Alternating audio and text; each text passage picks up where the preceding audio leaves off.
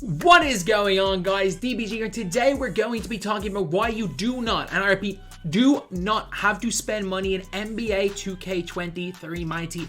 You genuinely, from start to finish of the year, you do not need to spend money, and let me explain reasons why. And this is not only like talking about, oh, is this going to be good at the start of the year? Oh, you're going to have to play 17 hours a day. You're not. Like, this is going to be something that is going to help you to be competitive throughout the entire year. Are you going to have the best squad imaginable? No. You're not. But at the same time, you don't have to have the best squad imaginable to compete. And I'm going to give you an example right here. I'm seen as a scrub. I have finished in the top 30 in 250k qualifiers on 4 different occasions using no money spent squads. 4 different occasions in the last 20, 21, 22, in the last 3 years. So in one of more than 50% of the time I've tried, I've finished in the top 30. I think I've only played in 7 in those years combined. So, like, it's possible to be completely fine with no money spent squads. Obviously, are you going to win the 250k with no money spent squad? No. Are you going to win the 250k anyway? If you're watching this video, highly unlikely, even if you spend a bunch of money. But let me just talk about the reasons why I just advise nobody to spend any of that money. So first and foremost, you don't need 13 cards right away. There are game modes, especially if you're someone who doesn't just Hulk Unlimited all day, there are game modes where you don't need 13 cards. Clutch time is 5, TTO is 3, and if you're playing with your friends, you need 1 player. You need 1 player. Unlimited, limited sometimes. I'm even not fussed on limited. You have to buy a lot of cards for limited. If you want to ignore that mode, that's fine. But if you want to look at like cards that came out early in the year, if you want to look, say, at NBA 2K22, like, this was a big year. So, like, if you look at 2K22 at the start of the year, there are always these guys that can just compete with, like, that shouldn't be as good as they are. So, let me just even look at, say, the very first limited edition set. So, when did they come out? They came out early. Like, limited edition 1. So this is a month after launch. And if you want you could get a 1000 MT point guard with, like, this is the equivalent of like 60 70 badges in Park, who had a good 3-ball, who had good speed, good acceleration, who had quick dribble style, a good size up, a really good release on quick, and also had like bronze range extender and was passable on defense. And this is what we're getting for budget cards straight away. If you guys want to go and play your domination, you can, but if you don't want to play your domination, you're cool. Like, there is a card that you guys can get 10 wins. Like, there's literally a 10 win card. The Fred Jones. You can get a free amethyst for playing 10 games. So that's your 2 guards sorted at the start of the year. If you guys are looking at centers, the way the meta always is in 2K. See this Rick Smits card right here?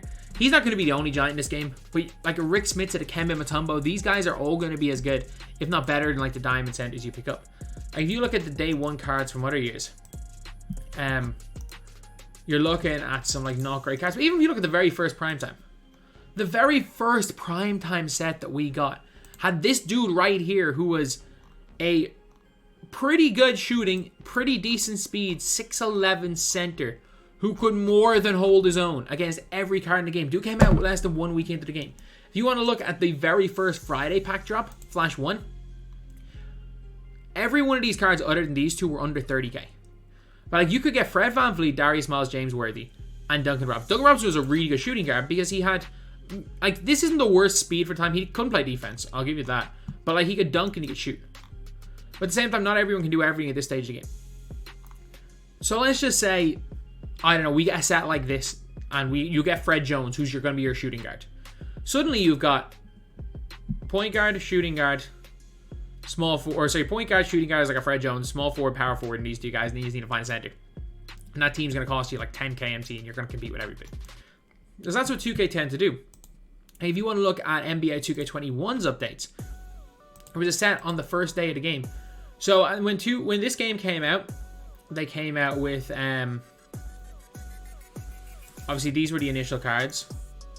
And then, I'm trying to think, what was the promo? It was like season tip-offs. If you get season tip-offs, there's loads of these. A lot of these lower guys are pretty good. Again, they've given Rick Smits at launch like the last couple of years, and Rick Smits has been a god. Like 21, we had a Rick Smith at launch. 2020, we had a Rick Smits right after launch. 22, we're getting Rick Smits, or 22, we got Rick Smits in Primetime 2, which was a week after launch, and 23, we're getting Rick Smits there right away. If you look again, 1 week in, we got the Clutch promo. If you know anything about the Clutch promo, you know this guy was a demon. Trevor Ariza. You know that Tony Kukoc was a demon. Ray Allen was a damn demon. You know, Kobe's okay. Jordan sucked. Kareem sucked. Jason Kidd sucked. But you know, Rip Hamilton was a beast. Hamilton was a beast. Ray was a beast. Kukoc was a beast. Ariza was a beast. Like, these cards were insane. And they were like 2,000 MT each. Like, it's just crazy the way we get really good budget cards straight away. But you gotta know who to get as far as budget cards are. So a lot of people are gonna be saying, oh, I'm gonna really struggle. They were there running on day one.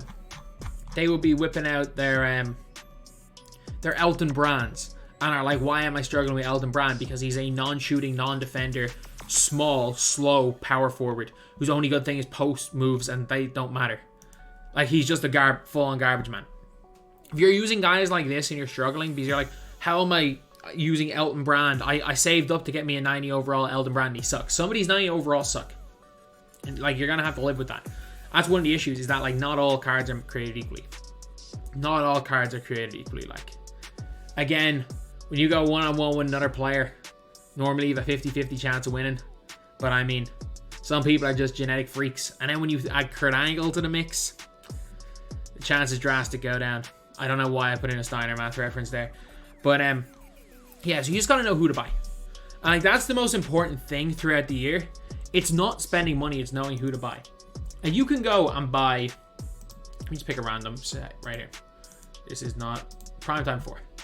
You can go and spend all your MT on a Stephen Curry on the 9th of November. It was a pretty good card. Don't get me wrong, on the 9th of November, this was a pretty good card. Or you can spend 1/10 of that money on a DeJounte, who's a better card. Straight up better. You just gotta know who to buy. And simply put, that's the biggest thing. Here's a bad example because these cards were all really good. I'm just gonna find a set later on in the year. Just pick a random one. Tis the season. Tis the season. Like, you can waste all of your MT on a LeBron James. Like, I got this LeBron James for 700k. Put like 5 extra Hoffs on him and sold him for like 1.4 million. I made like 500,000 MT from a couple of Hoff badges on this card. But there's a big but here. He was not as good as Rudy Gay. Base Rudy Gay with 9 Hoffs was better than my 17 Hoff badge at LeBron James. So you just gotta know who to buy. Like, if you're out here spending all your MT, if you're out here like really struggling and you're buying like dumb players, if you're saving up being like, oh, I really want to get a pink diamond, and then instead of at Christmas, instead of buying one of the smart pink diamonds like a Rudy Gay or something, you go and buy yourself, I don't know, Nate Thurmond, and you're like, why I spent all this money? People have all these better squads than me. Yeah, you are going to struggle. You are. But more important than spending money is knowing the right cards, lads. I cannot stress it enough. You have to know the right cards. And is this channel a great place for that? Yeah, it is. It is, because even though like people are going to be like, oh, DBG doesn't know what he's talking about. Most people know. Like, most people know what they're talking about. Sure, there's differences of opinions between like myself and Ty and stuff, but we have a general idea. Like, we both knew that this guy was a garbage man.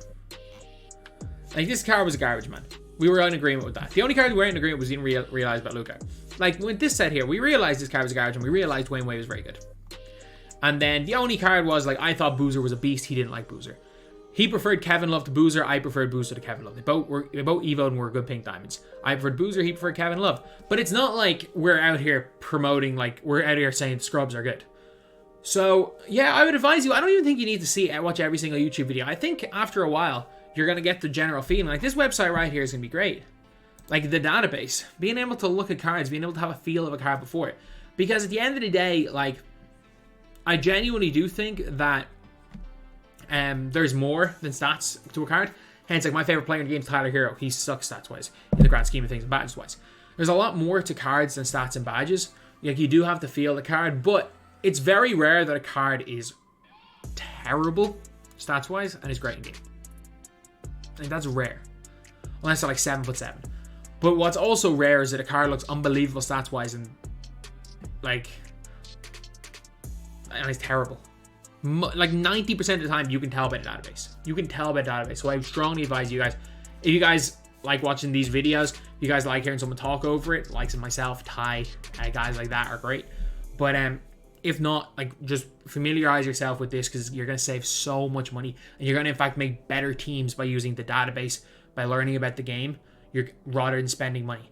If you know MyTEAM, you don't spend money playing it. So that's the video. Thank you guys for watching. Please like, comment, and subscribe.